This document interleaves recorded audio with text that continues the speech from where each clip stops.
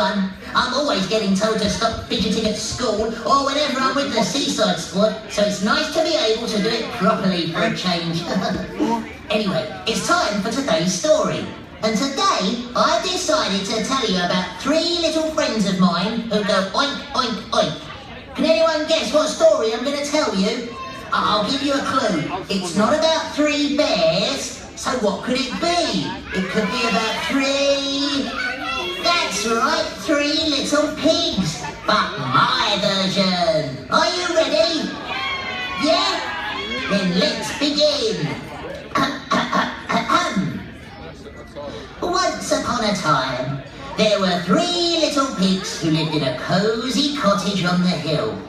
Why they weren't living in a sty, I don't know. Perhaps they had friends in high places working for the council. Every day, their mother made them delicious food to eat. Oh, lovely. But the more the 3 little pigs ate, the hungrier they got. And the hungrier they got, the more they ate.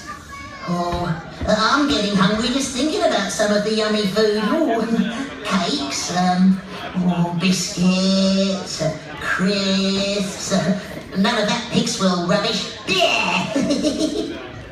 Anyway, it wasn't long before the 3 little pigs had grown so big that there was no room for them in the cosy cottage anymore.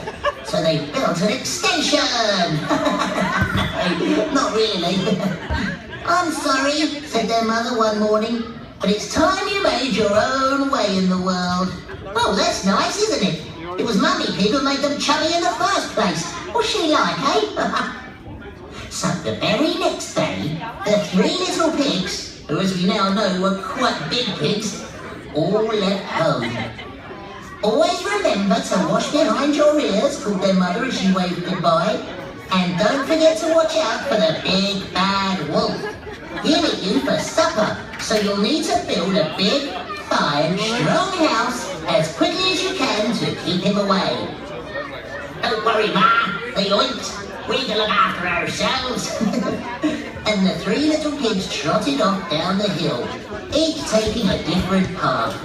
Well, they couldn't all fit on one, could they? Now, it wasn't long before the first little pig met a farmer pulling a cart filled with straw. Please, may I borrow some straw to build a house? Asked the little pig. Of course, replied the farmer. Although I can think of better things to build a house with. Why, even the wind could blow down a house of straw. Yeah, well, so can I. What kind of nut job builds a house with straw, eh? Hello? But the little pig wasn't listening. He was far too busy stacking straw. A bundle here, a bundle there. There were bundles of straw everywhere.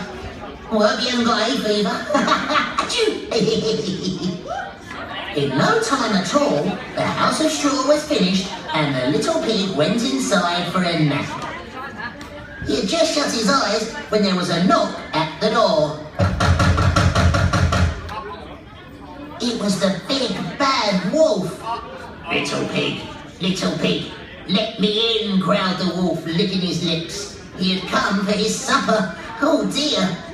Not by the hair on my chinny chin chin, the little pig replied. Oh, he must have forgotten to have a shave that day. Probably too busy building a straw house, yeah.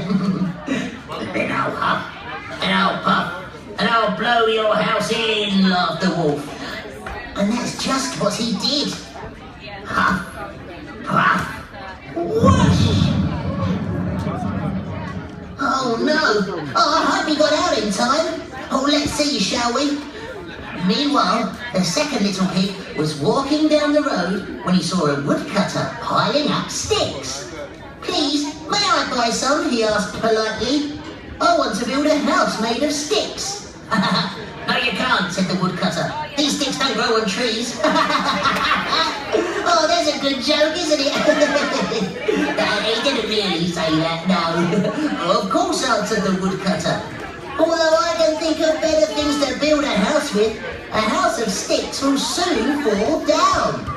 But the second little pig wasn't listening. He was far too busy planning his new home. A stick here, a stick there. There were sticks everywhere.